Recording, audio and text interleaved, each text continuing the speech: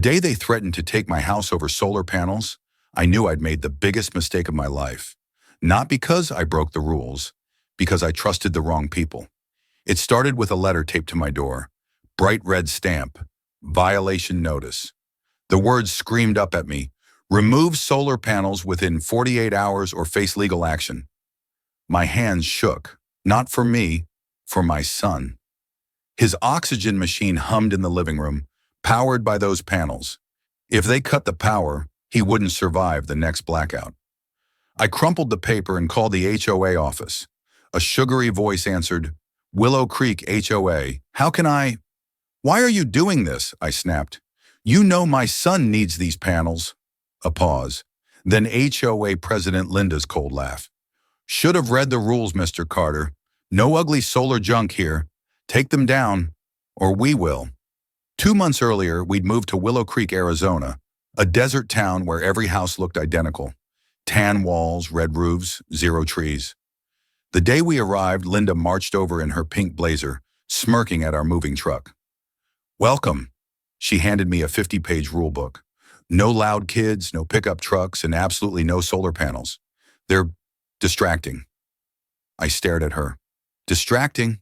We're in a desert. The sun's trying to melt us alive. She leaned in, her perfume choking me. Rules are rules. Break them, and you'll wish you never moved here. I installed the panels anyway. At 2 a.m., while my wife slept, I bolted them to the roof. By sunrise, they were charging the battery for Jake's machine. For the first time in years, I slept through the night. No panic about power outages. Then the letter started. Letter 1,500 fine for unapproved roof changes. Letter 2,000 fine for endangering community safety. Letter 3, final warning, remove panels or face eviction. Each one signed by Linda. The night before the deadline, I found Linda's Lexus parked at a gas station outside town. She stood by the dumpster, arguing with a man in a hoodie. Make sure his power gets cut tomorrow, she hissed, shoving cash into his hand. No mistakes. The man nodded. What about the kid's oxygen? Linda smirked. Not my problem. My blood turned to ice. The next morning, I drove to the HOA office. Linda sat behind her desk, filing her nails. Here to beg? She said without looking up. I slammed the solar law handbook on her desk. Arizona Statute 33-1816. HOAs can't ban solar panels. You're breaking the law. She glanced at the book and laughed. Cute. You think I care about laws? You will, I said, leaning closer, because I didn't tell you what I do for a living. Her smile faded. You're a carpenter. The moving truck said, that truck was rented. I dropped my business card on her desk. She read it. Her face went white. U.S. Department of Energy Senior Legal Advisor, Renewable Energy Division. You're lying, she whispered. Try me. That night I sat on the roof guarding the panels. At 3 a.m., headlights pierced the dark. A black SUV rolled up. 2 men got out carrying crowbars. I stood, phone recording. Touch one panel and you'll spend the night in jail. They froze. We're just following orders, one muttered. So am I. I pointed to the street. Police sirens wailed in the distance.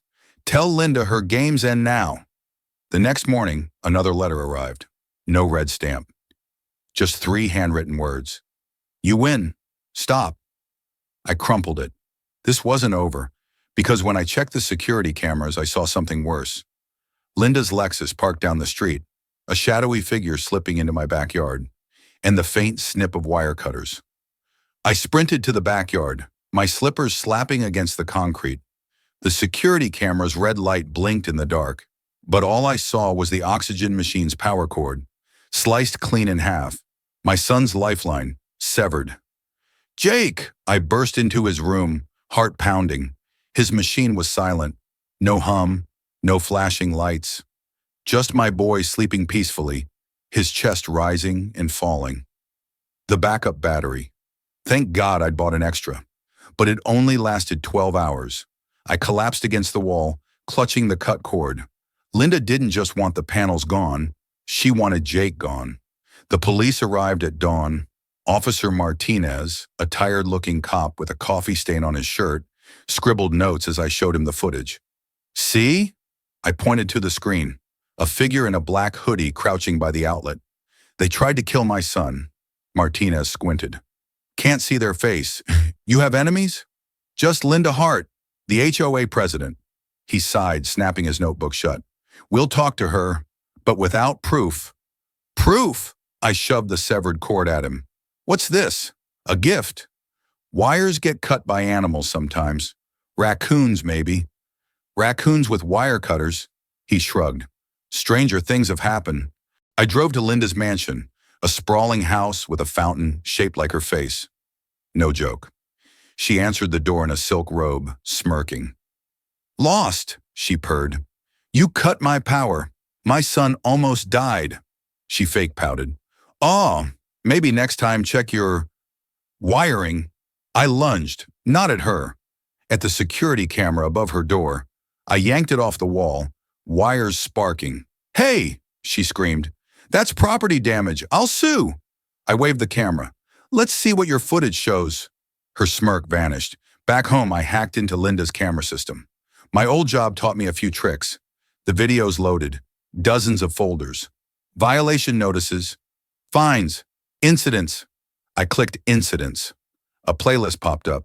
Video 1, a family crying as tow trucks hauled their RV away. Video 2, an old man sobbing over his dead rose bushes, sprayed with weed killer. Video 3, a teenage girl's solar-powered wheelchair being ripped apart by HOA workers. My stomach churned. Linda wasn't just power-hungry, she was a predator. The last video was time-stamped yesterday. I clicked it. Linda's living room. She sat on a velvet couch, talking to a man in a suit. Once Carter's gone, the others will fall in line, she said. And with solar band, the deal goes through. The man nodded. The developers pay extra for unspoiled neighborhoods. No ugly panels. Developers, Linda smiled. By Christmas, Willow Creek will be a gated resort, and we'll be rich. The man handed her a check. She kissed it.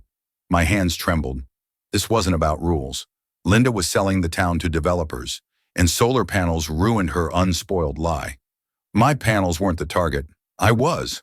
I grabbed my phone, dialing a number I hadn't used in years. Federal Energy Crimes Unit, a voice answered. Agent Reyes. It's Carter. I need a favor. 2 hours later, black SUVs surrounded the HOA office. Agents in windbreakers stormed inside. I stood across the street, Jake's hand in mine. Linda was dragged out in cuffs, screaming, I'll destroy you. You hear me? Destroy you. Agent Reyes walked over, holding a file. We found everything. Emails, bribes, even a secret account in the Caymans. She's done. I hugged Jake tight. It's over. That night, I climbed onto the roof, new solar panels in hand. The moon lit the empty streets. No HOA trucks, no Linda. But as I drilled the first panel in, a rock sailed past my head, then another. Stop! A voice hissed from the shadows. I aimed my flashlight. A teenage girl stood there, the one from Linda's videos. Her wheelchair had fresh solar panels duct taped to the sides. They'll come for you next, she whispered. The new HOA, Linda's friends. What new HOA? She pointed down the street. A black van idled near my house, its windows tinted. They never stop, she said. Run! The black van didn't move. Its engine growled like a trapped animal as I stood frozen on the roof, the solar panel half screwed into place. The girl in the wheelchair, Mia, she told me, yanked my arm. Get down, she hissed. They've got cameras everywhere now, new ones. I climbed down, my knees shaking. Who's they? Linda's in jail. Mia's eyes darted to the van. Not Linda. The people she worked for. They're worse. They don't send fines, they send accidents. We hid in my garage, the door cracked just enough to see the street. Mia's hands trembled as she showed me photos on her phone. A house burned to ash, a shattered windshield, a dog's leash hanging from a tree with no dog in sight. The Millers tried to install solar last month, she whispered. Their house mysteriously caught fire. The HOA said it was faulty wiring, but Mr. Miller was an electrician for 20 years. I stared at the photos. Why didn't anyone stop this? Who'd believe us? Mia tapped her wheelchair's solar battery. After they trashed mine, I called the cops. They said I tripped. She pulled up her sleeve. A jagged scar ran down her arm. Concrete doesn't trip you. The van left at sunrise. Mia wheeled closer, her voice urgent. They're called Greenfield Holdings. Linda sold the neighborhood to them. They turn HOA communities into resorts. But first they erase anything ugly. Solar panels, ramps, anything that looks poor or broken. She spat the last word like it tasted rotten. I pulled up Greenfield's website. Luxury pools, golf courses, spas. No mention of the families they'd bulldozed. They're coming for all of us, Mia said. But you're different. You fought back. That's why they're scared. Scared? I didn't feel scary. I felt exhausted. Jake's oxygen machine beeped inside, a constant reminder that one wrong move could end everything. But Mia leaned forward, her eyes blazing. My dad's a contractor. He found blueprints in Linda's office. Greenfield's plan to cut power to every house until we voluntarily leave. They're starting with you. Of course. My solar panels proved the neighborhood could survive off-grid. That ruined their power outage scheme. So what do we do? I asked. Mia grinned. We give them a show. That night, we set the trap. I accidentally posted online that I was upgrading my solar system. A lie. Mia's dad hacked Greenfield's emails, sending them a fake alert. Carter installing illegal panels tonight. Stop him. Then we waited. At midnight, headlights slithered down the street. Not a van this time, a white truck with Greenfield utilities on the side. 2 men got out, carrying toolboxes. Right on time, Mia muttered, filming from her wheelchair behind a bush. The men didn't bother sneaking. They marched to my roof, clipped wires and yanked off panels, but what they didn't know? These were dummy panels, rigged to a speaker. I pressed a button on my phone. Bang! A recorded gunshot blasted through the neighborhood. Lights flickered on as doors slammed open. The Greenfield men froze, tools clattering. Freeze! I shouted, stepping into the street with a flashlight. FBI, hands where I can see them. A lie, but they fell for it. They dropped to their knees as neighbors flooded outside, phones recording. They're stealing Mr. Carter's panels, Mia yelled. Greenfield's trying to black out the whole town. The crowd erupted. A man in pajamas tackled one of the Greenfield guys. A mom wrestled the toolbox away. Within minutes, cops arrived. Real ones this time. The next morning, the story trended online. Greenfield Holdings caught sabotaging solar homes. Investors dumped their shares. The CEO resigned. Mia rolled into my driveway, grinning. They just canceled the resort deal.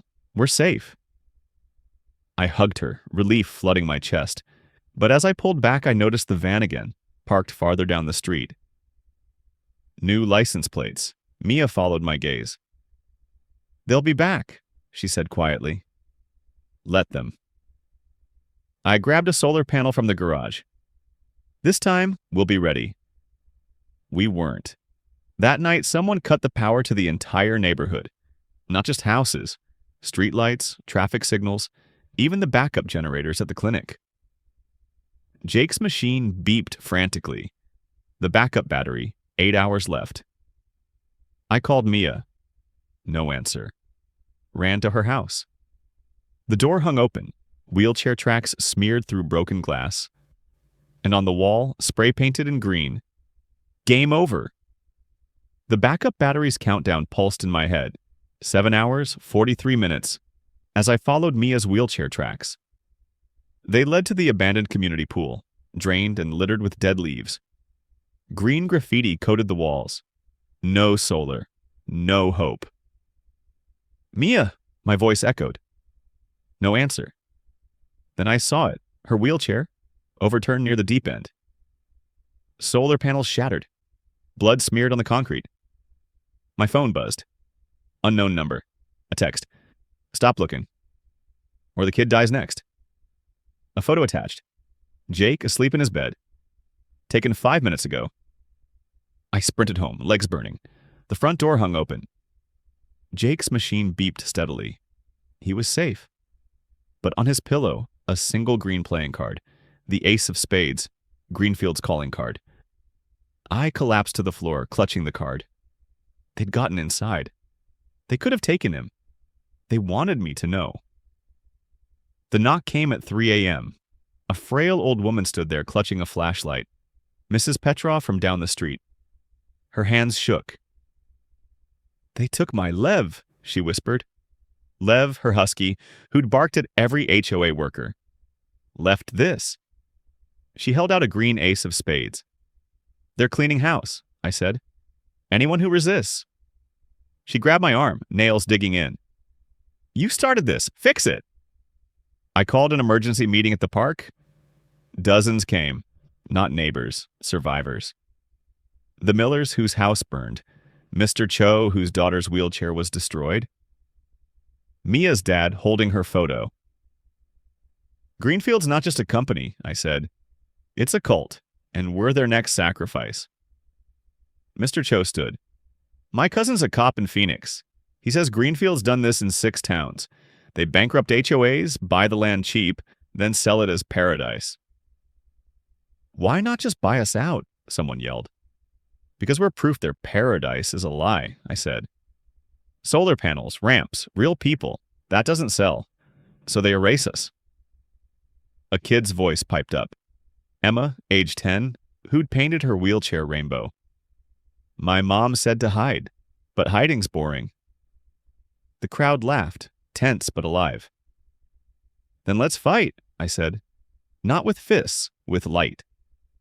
We worked until dawn. Solar panels appeared on roofs, yards, even bikes. Mia's dad rigged a portable charger using her broken wheelchair. Mrs. Petrov strung Christmas lights powered by a tiny solar battery, her middle finger to Greenfield's no decorations rule. By sunrise, Willow Creek glowed, not the sterile white of Greenfield's resorts. A messy, brilliant kaleidoscope. The van returned at noon. A man in a green suit stepped out, flanked by goons. Mr. Carter. His smile was all teeth. "Adorable light show, but temporary." I crossed my arms. "So are you." He leaned in, reeking of mint.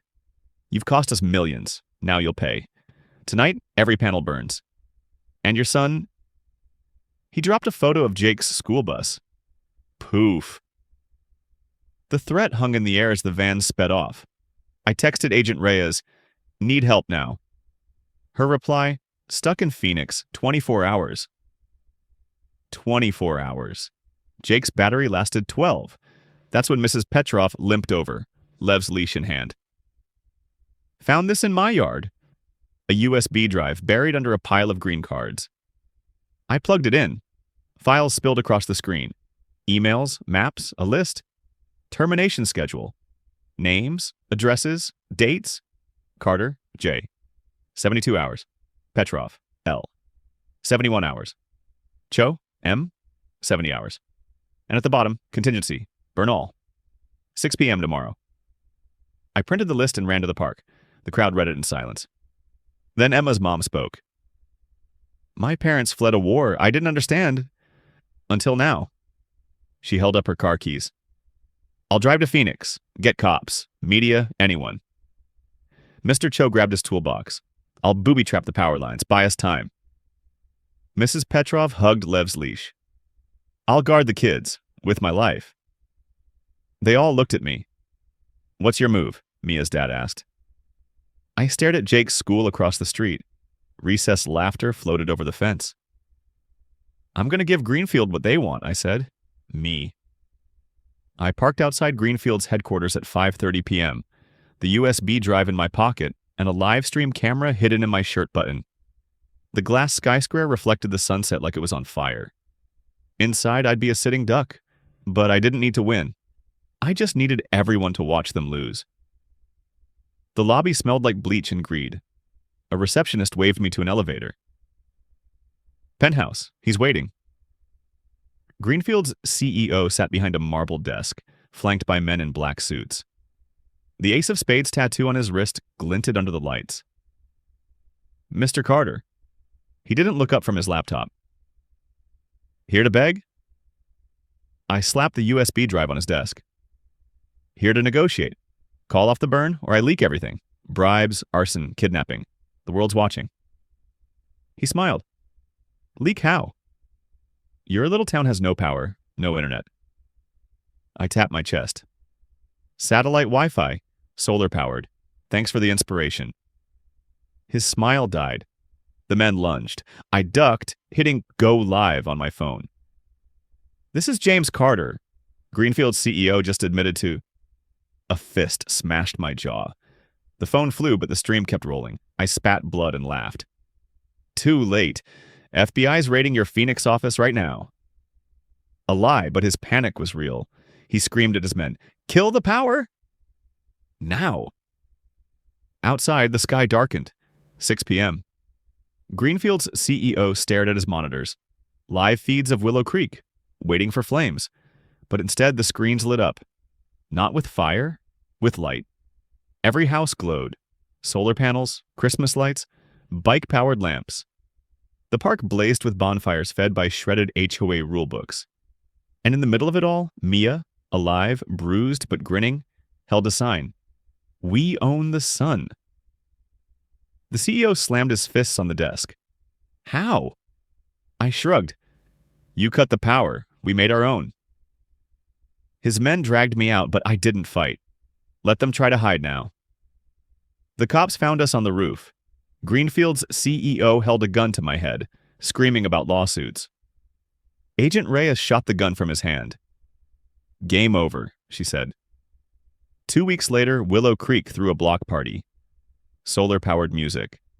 Grills hooked to bike generators. Mia wheeled around handing out I Heart Solar stickers. Linda's mansion turned into a community center. Her fountain now says, Eat the Rich.